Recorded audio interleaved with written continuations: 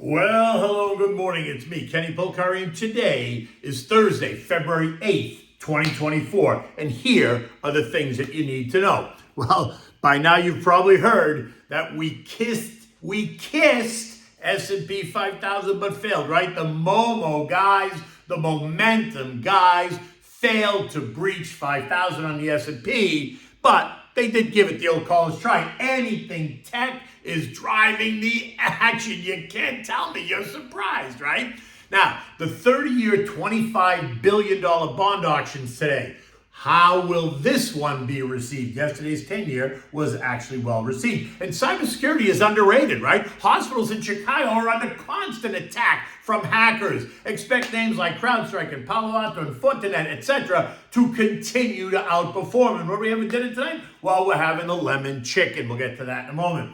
So the momo guys, momentum guys, are alive and well. Algos running over each other, pushing this ongoing historic rally as stocks go higher and higher, taking the S&P right up to the 5th century mark, ticking at 49.99, spot 89 at 303, unable to pierce 5,000, but we're settling down at 49.95, up 41 points on the day. The Dow adding 156 points, the Nasdaq gaining 148 points, the transports added 67 points, the equal-weighted SP up 25 points, only the Russell, right, bucked the trend, losing 4 points or 0.2%.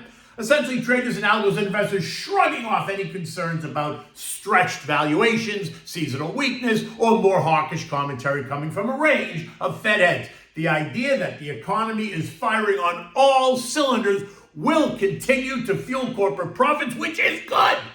Which again forces then the question, why exactly are some people screaming for the Fed to cut rates? It's illogical. As you can imagine, the gains once again driven by tech, and specifically the Magnificent Seven. 6 of the 7 names registering substantial gains. Microsoft up 2%, Amazon up 0.8, Meta up 3.2%, Nvidia up 2.7%, Google up 0.9, Tesla's up 1.3%, leaving Apple flat in the day.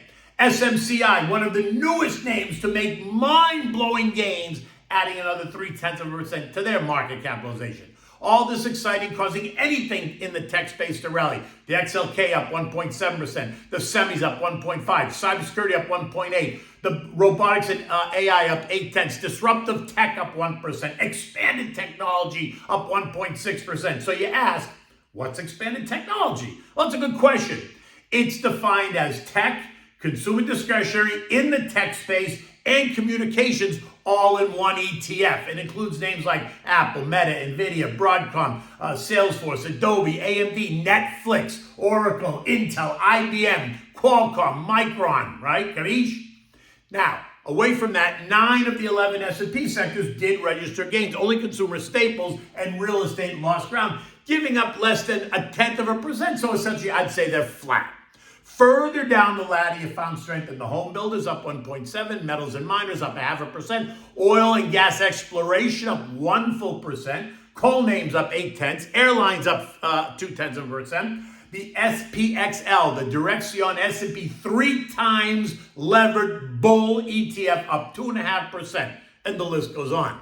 We did find weakness in oil services, down to 0.2. Integrated oils like think Exxon and Chevron, both a bit lower. Aerospace and defense down 0.1%, which is surprising to me considering the global environment. But it represents, in my opinion, a longer-term opportunity. And we saw weakness in the VIX, which is the fear index, down another 1.7%, leaving it at historic lows, suggesting high levels of complacency, which is in itself a contraindicator. Bonds barely budged in that historic $42 billion auction of 10-year bonds that had so many on the edge of their seats. Well, yeah, don't worry about it. It went off without a hitch. Demand was strong, and the auction settled at 4.09%, right? Lower than the anticipated yield, which means buyers paid up. And that's a sign of confidence that the Fed will pivot and cut rates later this year. And why is that? Because there were plenty of investors that bought the 10-year bonds, locking in rates at 4.09%, suggesting that future auctions will produce lower yields, and that's because the Fed will most likely cut rates, or at least in their mind. If investors were not so confident, they would not have paid up for those bonds. They would have bid lower, forcing yields higher, but that's not what happened. So the interpretation is bond yields have peaked and the next move is down versus up. The only question remains is when. Now, because I'm not completely convinced yet that hikes are really off the table. I do agree that most likely the next move is down. I just don't agree that it's happening anytime soon. But that's what makes a market, right? Both buyers and sellers. The strength in yesterday's auction also means that investors want ultra-safe treasuries, and that can be attributed to the recent concerns over the regional banking system. Think New York Community Bank and the exposure that they have in the New York City commercial real estate market and what that may mean for others in the space, in other big cities across the nation, and then what it might ultimately mean for stocks, right? If it hits and hits hard, what's it going to do for stocks? This morning, the 2 years yielding 4.4%, the 10-year is yielding 4.1%. Again, there's no eco data to drive the action, but there were plenty of earnings reports that drove some stocks up and some stocks down significantly. Think Chipotle up 7%, Snap down 35%, Fubo TV down 23%, Disney up 7% after the bell, Ford up 6%, Fox A-shares down 6.8%, PayPal is down 10% this morning in the pre-market. All moves clearly driven by what these companies reported and then what investors thought of those reports. U.S. futures this morning are lower. Dow down 40, S&P is down 8, NASDAQ down 30, the Russell is down 7. Today brings a $25 billion 30-year bond auction, and that will be the test of the week. The 3 and the 10-year note auctions were successful, but they are shorter duration. But the longer maturity 30-year bond auction could prove to be a bit more difficult. Now, just so you understand, bonds, when someone says bonds, they are talking long-term securities and typically mature in 20 years or greater. Notes are short or medium-term securities and mature in 2, 3, 5, 7, and 10-year maturities. And bills, T-bills, have a maturity of 1 year or less. It's like having cash, right? And that is currently, 1-year T-bills are currently yielding 4.8%, but allows you to get in and out without penalty. The 12-month CD is yielding 5.25%, but it locks you in for a full 12 months. Otherwise, you pay a big penalty. So when you hear someone say that they're buying the short end of the market, they're going to be buying the note. If you hear someone saying they're buying the long end of the market, then they're buying bonds. And if they're buying bills, they're essentially just parking their money in cash short term. This morning, the 30-year bond is yielding 4.33%. If demand is strong, then you will see that yield decline because investors will pay up. But if it's weak, the 30-year yields will spike because investors will have bid lower. So that's going to be indicative today of what investors think, right? Now, earnings this morning include ICE, TPX, THC, BTU, which is a fan favorite. Watch this one. Hershey, Hog, which is motorcycles, right? Baxter, ConocoPhillips, Duke, Philip Morris, and some others. Oil's trading at $74.60, up 70 cents, is once again kissing resistance at $75.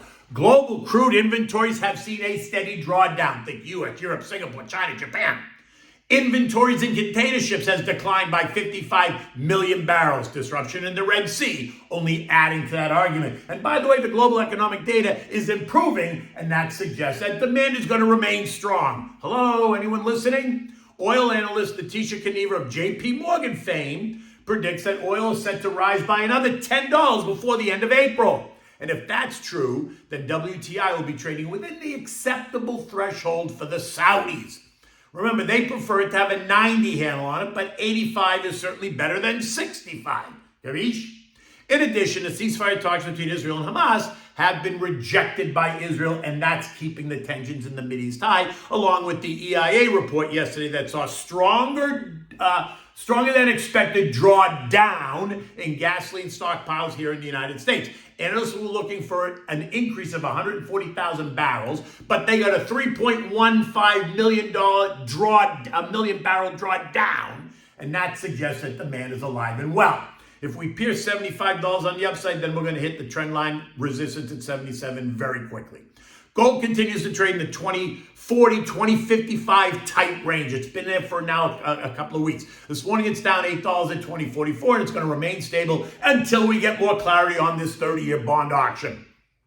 The strong auction will give gold a boost, while a weak auction will put a bit more pressure on it. We remain, though, in the wider 2030 on the downside, 2100 on the upside. I see no reason for it to break out of that range unless we get something that hits us out of left field that no one was expecting. European markets are all a bit higher this morning. Markets across the region up about 0.3%. Investors there are digesting a slew of earnings reports as well. Shares of Maersk, right? You know, that Danish shipping giant, they're down 17% this morning after halting their share repurchase program, pointing to the high uncertainty caused by the Houthis in the Red Sea.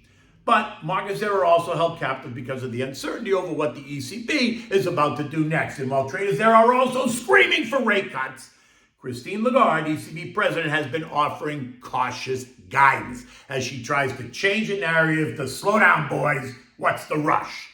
Now, if you've not been paying attention, on a side note, if you haven't been paying attention, another Chicago hospital is under cyber attack, shutting down Chicago's Children's Hospital's network for more than a week now. Attacks on the nation's health infrastructure have become all too common, with the hackers demanding millions in payment, think like in bitcoins, or risk the release of patient information. Cybersecurity has not apparently been a priority in the healthcare sector. Why is beyond me. Expect to hear more about how the players in the space, right, like Crowdstrike and Palo Alto and Fortinet, and potentially new players, can fill the void. CIBR is a cybersecurity ETF, is up 37% in 12 months. It's up 6% year to date, likely going higher. Crowdstrike's up 177% in 12 months and up 24% year to date. Palo Alto's up 120% in 12 months and is up 24% year to date.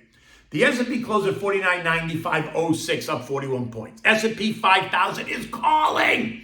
Who or what algo will be responsible to make that historic tick? And yes, I still think it's toppy, but you can't fight momentum, which means do not throw the towel and go all in.